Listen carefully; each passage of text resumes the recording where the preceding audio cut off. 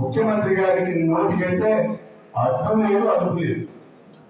ఇంకా ఆయన ఒక రాష్ట్రానికి ముఖ్యమంత్రి అనే విషయాన్ని మర్చిపోయి మాట్లాడుతున్నాడు. రాష్ట్ర ముఖ్యమంత్రికి ఉండవలసిన ఆ హోందాతనం, ఆ సమయాన్ని ఆయనను రూపిస్తున్నది. ఇప్పటికి కూడా కాంగ్రెస్ పార్టీ కార్యకర్త లెక్క ఆయన మాట్లాడుతున్న తీరు చూస్తుంటే చాలా బాధ అనిపిస్తుంది, దురుత్సాహకరం అనిపిస్తుంది. నువ్వు తిడుతూ ఉంటే పడుతూ ఉంటాను. మాకు కూడా ఇంత చీకటి ఉండదు కదా.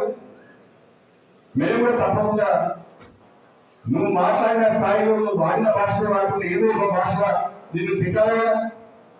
మా ముఖ్యమంత్రిని పట్టుకొని, మా పార్టీ అధ్యక్షులు పట్టుకొని చాలా శోభరాలు అంటావా? హరీష్ రావును, కేటీఆర్ ను పిల్లలంగా అంటావా?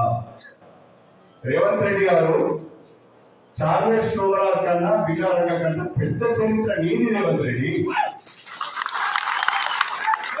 పెద్ద చరిత్ర నీది. నీ చరిత్ర తెలుగు రాష్ట్రాలకు తెలుసు.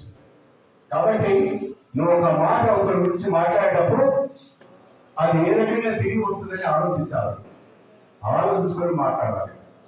ఒక ఉన్నత స్థాయికి ఎదిగినప్పుడు, ఒక ఉన్నత స్థానానికి వెళ్ళినప్పుడు మన ఆలోచన, మన మాట కూడా అదే రకంగా ఎదగాలి.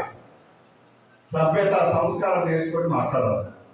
ఇతరులను మనం గౌరవించినప్పుడు వాళ్ళు మనల్ని గౌరవిస్తారు.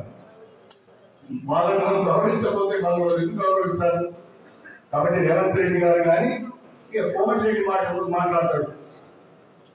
భారత రాష్ట్ర సమితిని 39 ముక్కలు చేస్తానంటాడు. ముఖ్యమంత్రి గారేమో 100 మీటర్ల లోతున బీఆర్ఎస్ పార్టీ అంటాడు. అరే బాయ్, నీ అయ్య నుంచి కూడా పని కాకపోతే చెప్పి భారత రాష్ట్ర సమితిని ముక్కలు చేసేవాడు కానీ భారత రాష్ట్ర సమితిని 100 మీటర్ల లోతున 100 పెట్టేవాడు పుట్టలేదు అని చెప్పి సందర్భంగా తెలియజేస్తున్నారు.